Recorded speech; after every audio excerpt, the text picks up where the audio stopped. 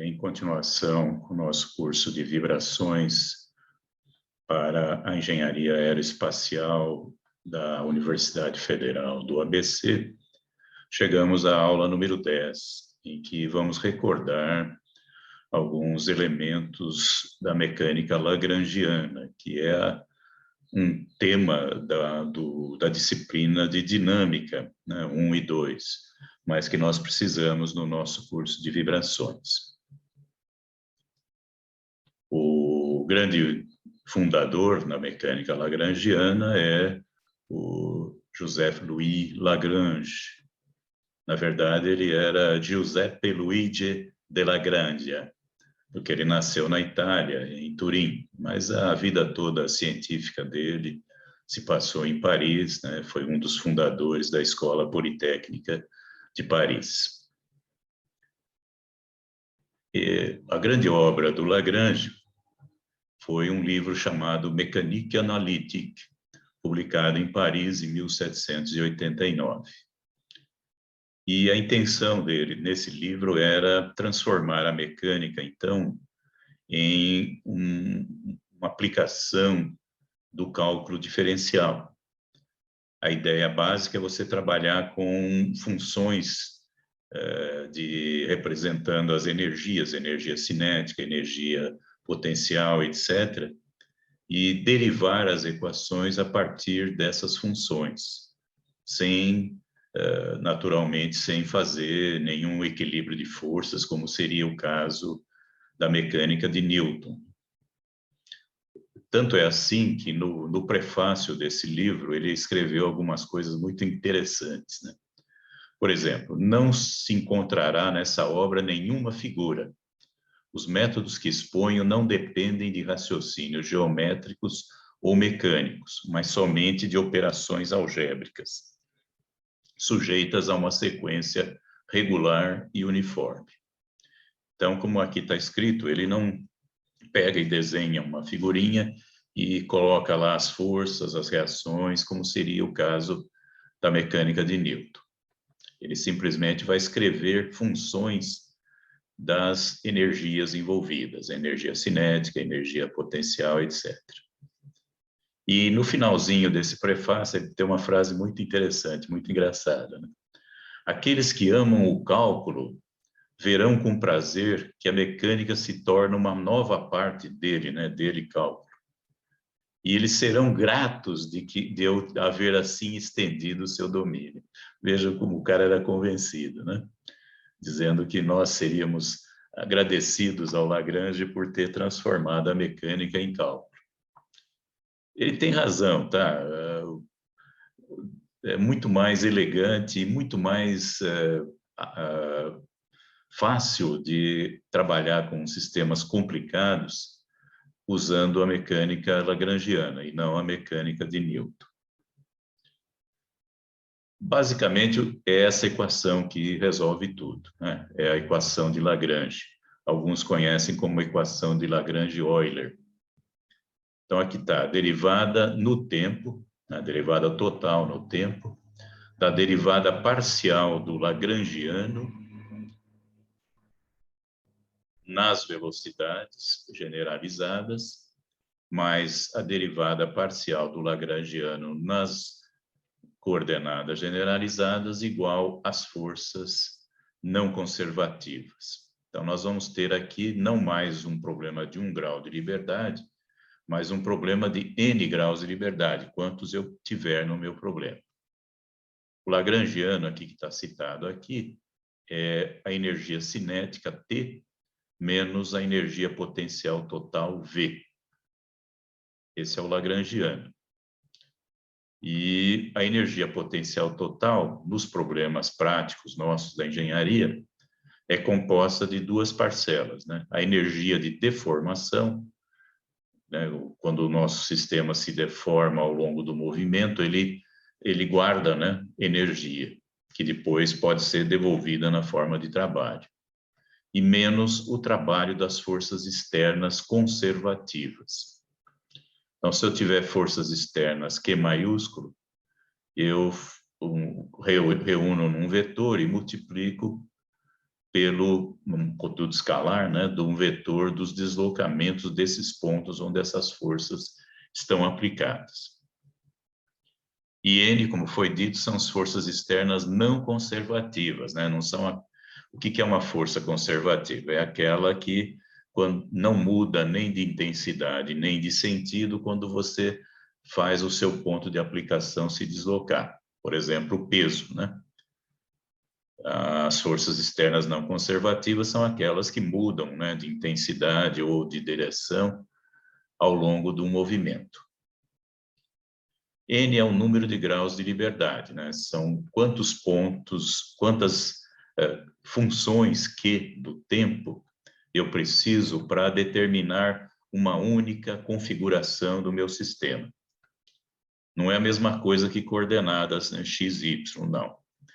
São funções que definem a configuração de um sistema.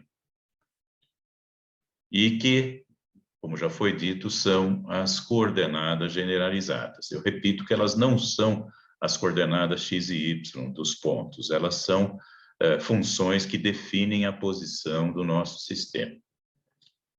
Só para treinar, vamos pegar aqui um probleminha clássico, né?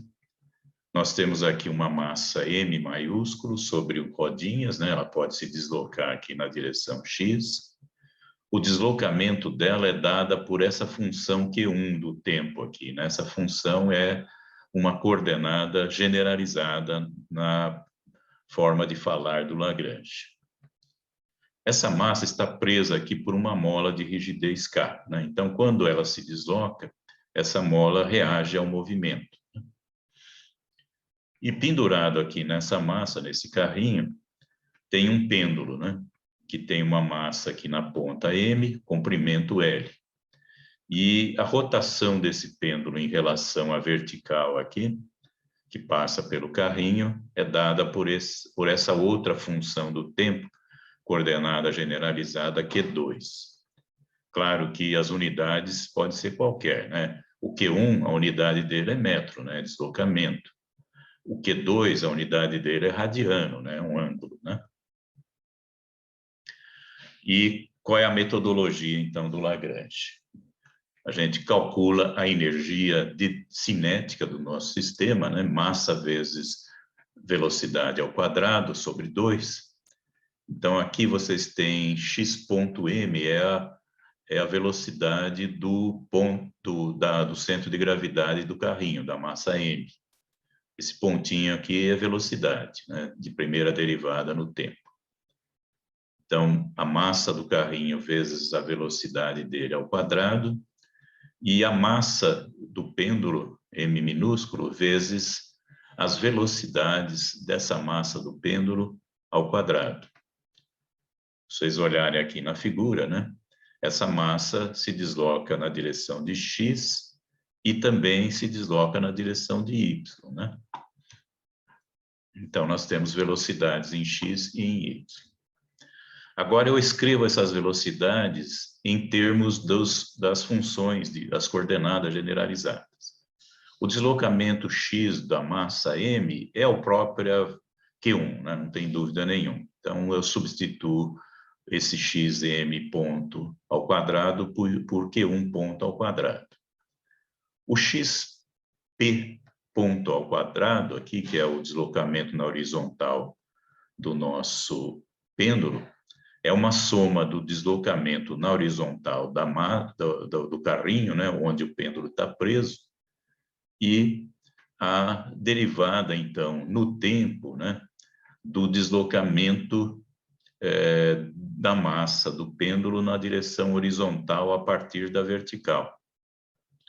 Então, como é que vocês fazem isso? Vocês pegam, calculam esse YP em função de Q2 e depois derivam no tempo. Lembre-se da regra da cadeia, né? Na hora que você deriva o seno de Q2 que aparece aqui, vira cosseno de Q2, mas o Q2 ponto tem que vir aqui na frente, né? Que é a regra da cadeia. Você está derivando o Q2 no tempo. E a mesma coisa, né? Na direção vertical, né? Fazendo, então, assim nós temos a energia cinética do nosso sistema. A energia de deformação é só devido à mola, né? Então, como a mola se estica o Q1, né? Então, a energia de deformação é meio do coeficiente de rigidez da mola vezes o deslocamento Q1 ao quadrado.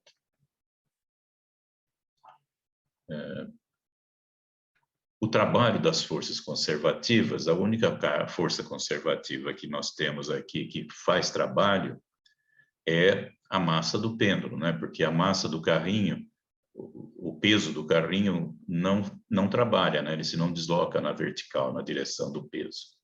Mas a massa aqui do pêndulo, né, produz uma força, um peso na vertical, e essa força sobe, né, quando esse pêndulo roda, né? Então ela faz um trabalho. Então aqui nós temos então a massa do pêndulo vezes G, o peso, né, vezes o quanto essa força-peso subiu, né? Como a força-peso é para baixo e o deslocamento é para cima, esse trabalho é negativo. Depois, então, nós calculamos a energia potencial total, que é a energia de deformação menos o trabalho das forças conservativas.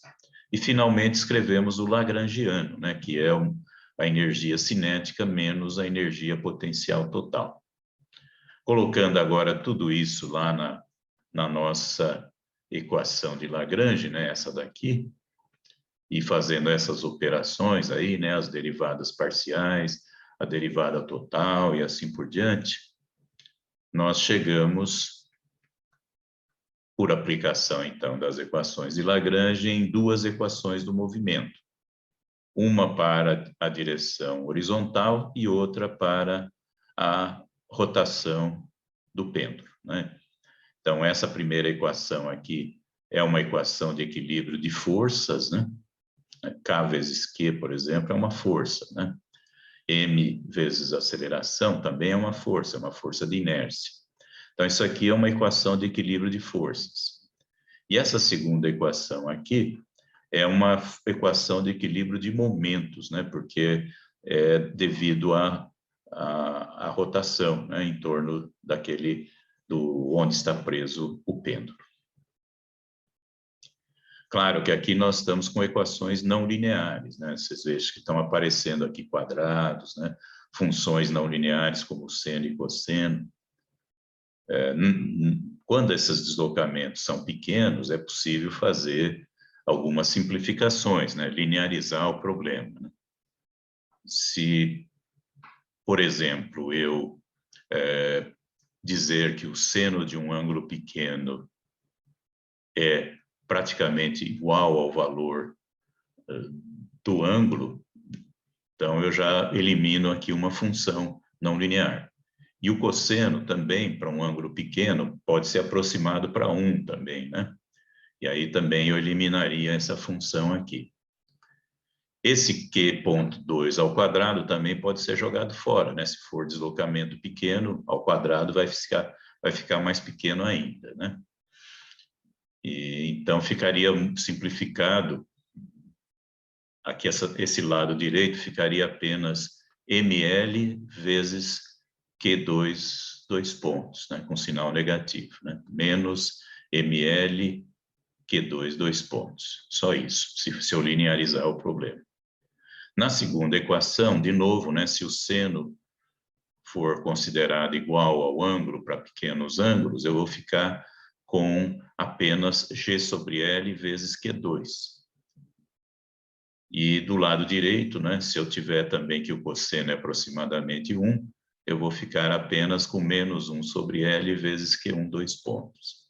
Tá? Isso aqui seria uma linearização do meu problema. Bom, vamos ver um problema mais prático, né?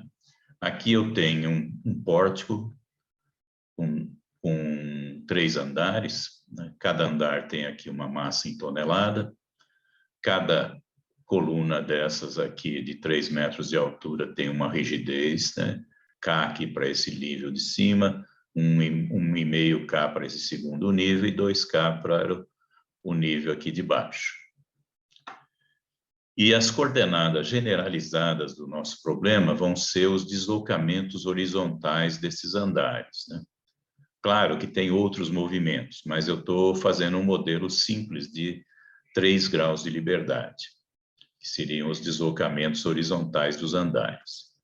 E, além disso, eu estou imaginando que o chão está se movimentando, né, na direção horizontal, devido a um terremoto, por exemplo, né? Então, o deslocamento dessas massas aqui vai ser o deslocamento com relação a esta reta aqui, que seria a posição indeformada da estrutura, mais um deslocamento da base, né? Aqui estão os dados numéricos, né? O módulo elasticidade, a seção é retangular, né? Base vezes altura. Nós temos aqui algumas medidas dadas.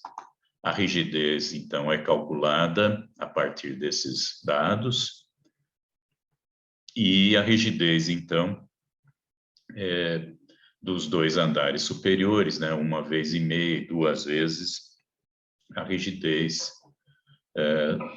básica, né? Q1. E no final nós vamos ter então um sistema de equações diferenciais do movimento, né? Agora, como não é mais um grau de liberdade, então isso aqui é uma equação matricial, né?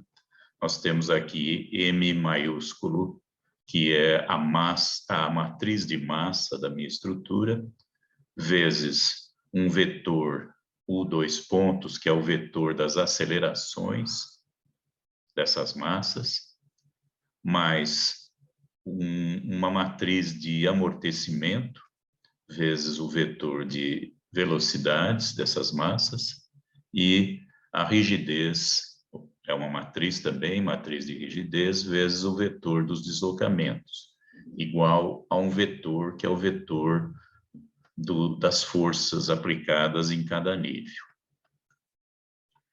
Nós começamos pegando, então, as ordenadas das massas, né? Como vocês podem ver aqui na figurinha inicial, é o deslocamento da base mais esse deslocamento elástico aqui de cada andar, né? Então, está aqui os deslocamentos, né? X1, X2 e X3, total, né? A partir da origem. E derivando, então, no tempo, eu tenho as velocidades. Colocando as velocidades na equação de Lagrange, lembrando, então, que o lagrangiano é a energia cinética menos a energia potencial total, sendo a energia potencial total a energia de deformação menos o trabalho das forças conservativas. Então, aqui, de novo, explicando, né, o vetor dos deslocamentos, o vetor das velocidades e o vetor das acelerações.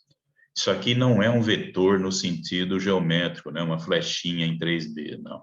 É uma coleção, né, de funções aqui. Então, nós estamos trabalhando aqui num espaço matemático, né, de N dimensões. O vetor de carregamentos também tem N componentes. E nós definimos, então, aquela matriz de rigidez, né, que multiplicada pelo vetor de deslocamentos me dá as forças elásticas, né, as forças que a estrutura aplica sobre as massas contra o movimento. Nessa matriz de rigidez, se eu tenho um vetor de forças de N componentes e um vetor de deslocamentos de N componentes, essa matriz tem que ser uma matriz quadrada de N por N. Cada um desses coeficientes são os coeficientes de rigidez, né, que ligam direções diferentes, né? A mesma coisa, a matriz de amortecimento, os seus coeficientes, então, vão nos dar as forças de amortecimento, as forças dissipativas aplicadas sobre as massas, E, finalmente, a matriz de massa, né, que também é quadrada com dimensões n por n e é simétrica, aliás, todas elas são simétricas, e ela, então, multiplicada pelo vetor de acelerações, me dá um vetor de forças de inércia. Então, agora vamos fazer aquilo que o Lagrange fala para fazer, né? Calcular a energia cinética, né? Meio das massas vezes as velocidades ao quadrado, colocando, então, o x1, x2 e o x3 em função das coordenadas generalizadas adotadas, né? O 1, o 2 e o 3. Nós temos a energia cinética desse jeito aqui. A energia de deformação, ela é K, né? A rigidez, vezes a deformação do nosso sistema, né? Então, vamos dar uma olhadinha de novo na figura. Então, a força que eu vou ter aqui aplicada, elástica, né, aplicada num andar, é devido a deformação das colunas, né? Então, ela depende dessa diferença, né, entre o 1 e o 2, né? E não do deslocamento total, né? Porque se esse 1 ou 2 fosse zero e tivesse esse deslocamento, não tinha deformação na estrutura, né? E não teria, então, força elástica, né? Então, depende da diferença de deformações. Então, está aqui, né? A energia de deformação, então, depende da diferença de deslocamentos entre os andares, que é a deformação das colunas.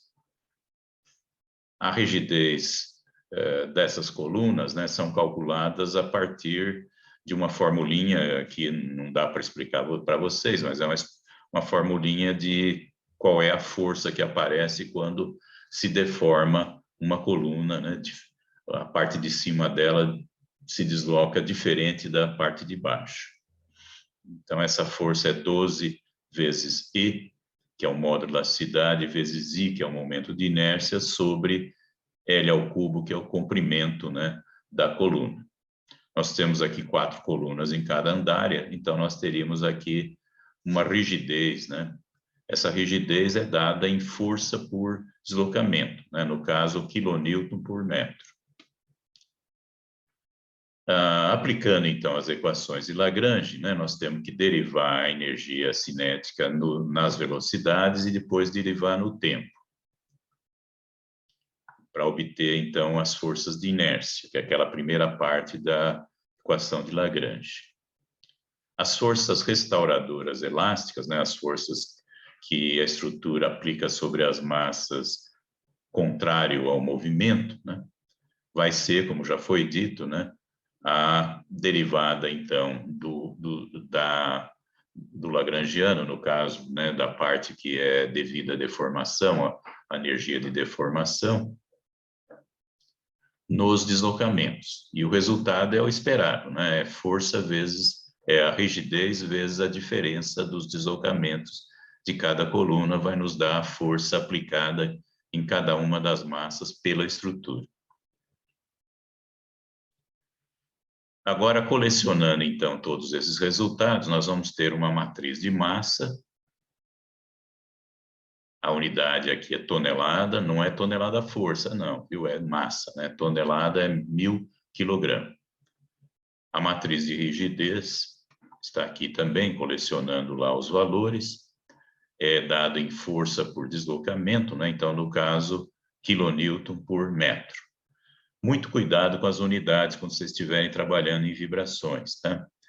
As unidades coerentes são tonelada massa e quilonewton por metro. Se vocês usarem a massa em quilograma, a unidade correspondente de força é newton, né? No caso, por metro, rigidez. E o vetor de carregamento, então, são as forças, então, que aparecem na estrutura devido à aceleração da base. Isso aqui é um negócio interessante, né? Vamos olhar de novo na nossa figura.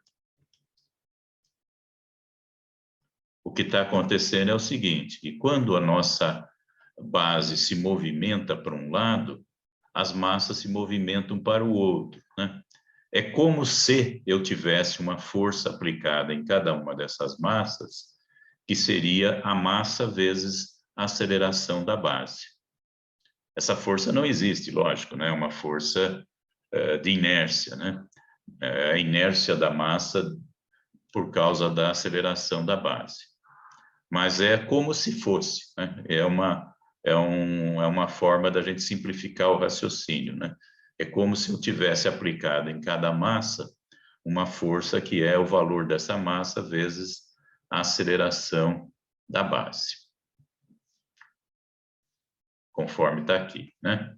Então, fisicamente, é como se fossem aplicadas forças em cada massa suspensa de intensidade igual à massa vezes a aceleração da base no sentido contrário ao movimento.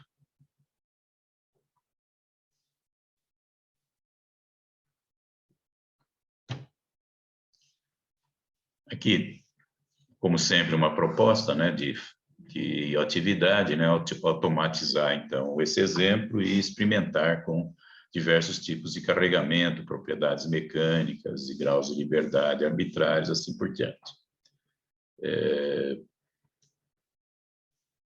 Eu vou passar também uma lista de exercícios para vocês se exercitarem aí em deduzir as equações do movimento a partir da equação de Lagrange.